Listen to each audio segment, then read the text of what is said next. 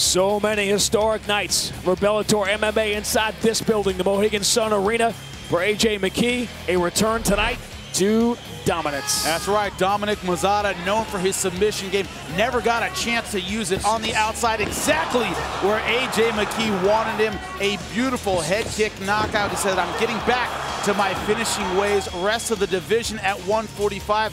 You are now on notice. He's not just a kid anymore, he's a contender. At 21 years old, AJ McKee is 8-0 and is waiting for James Gallagher.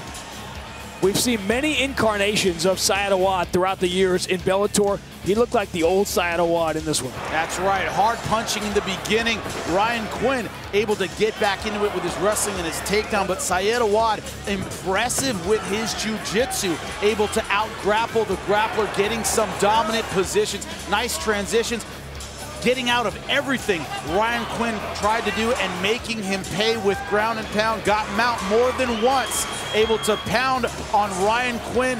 Always a hard striker on the feet, even harder on the ground. He gets unanimous decision victory. Fell short against Brendan Ward in Connecticut, but gets the win over Ryan Quinn to get back on track. Now, don't let the smile fool you. Alimale McFarland is becoming a very dangerous human being. And where she's most dangerous is on the ground. She showed that early against Jessica Middleton. Look at this step over armbar, tight, knees close.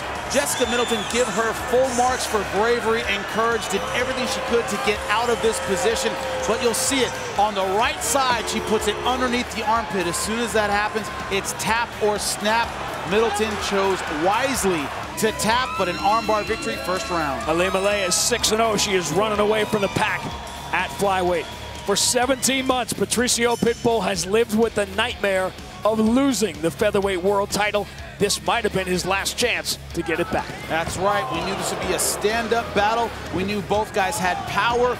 But what we didn't know is that Patricio Pitbull, second round, would go hard for the guillotine and get a quick tap from the champion right here. Arm-in does not matter. The power and technique of Patricio Pitbull on display on the ground. He takes the belt home to his son. The all-time winningest fighter now in Bellator history. He hands the belt to his son, Davi.